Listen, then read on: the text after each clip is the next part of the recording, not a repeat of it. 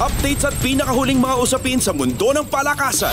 Atin ang pakinggan dito sa Ang Pilipinas Ngayon. Dinagit ng San Beda University ang kanilang ika-23 korona pagkatapos talunin ang Mapua University 76-66 sa Game 3 na kanilang championship series ng NCAA Season 99 Men's Basketball Tournament na ginanap sa Smart Araneta Coliseum. Sa harapan ng mahigit 23,000 fans, humakot ang sentrong si Yuken Andrada ng 20 puntos, 6 na rebounds at 2 steals para pangunahan ang Red Lions na angkinin ang titulo. Nakakuha ng tulong si Andrada kay James Payusing na gumawa ng double-double na may 11 puntos at 14 na boards habang nag-ambag si Nigel Gonzalez ng 10 puntos at gayon din kay Jacob Cortez na may 8 puntos at 8 assists. Hinirang na Finals Most Valuable Player si Payusing na nagposte ng mga averages na 9.6 points at 12 rebounds sa Finals Series. Nanguna naman para sa Mapua si CJ Recto sa impresibong 18 puntos at 14 na rebounds habang ang most valuable player na si Clint Escamis ay nakapagtala ng 13 markers.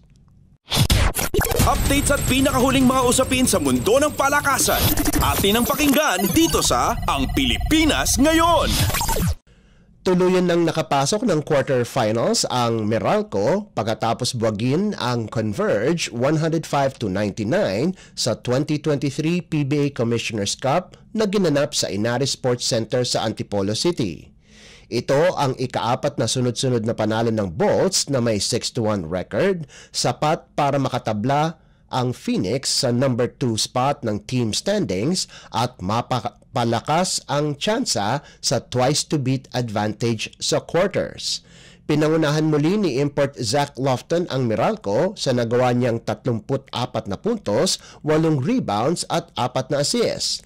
Nagdagdag naman ng 21 puntos si Chris Banchero habang nakagawa ng 20 puntos si Alain Maliksi.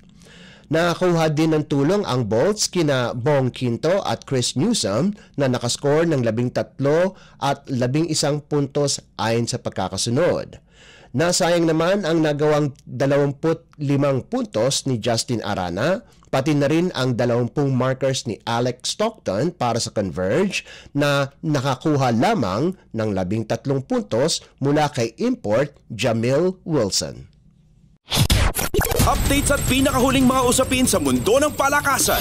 Atin ang pakinggan dito sa Ang Pilipinas Ngayon.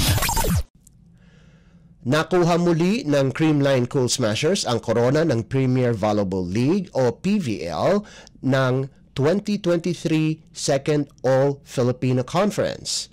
Sa harap ng halos 24,500 fans, tinalo ng Cool Smashers ang Chocomucho Flying Titans sa isang makapagpigil hiningang 5 sets, 22-25, 25-20, 29-27, 24-26 at 15-12 na ginanap sa Smart Araneta Coliseum.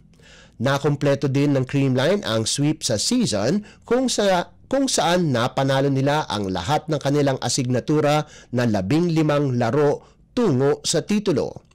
Pinangalan ng Finals Most Valuable Player si Tots Carlos kung saan nakapagtala siya ng 26 na puntos para sa Creamline habang nagambag si Gemma Galanza ng 21 puntos.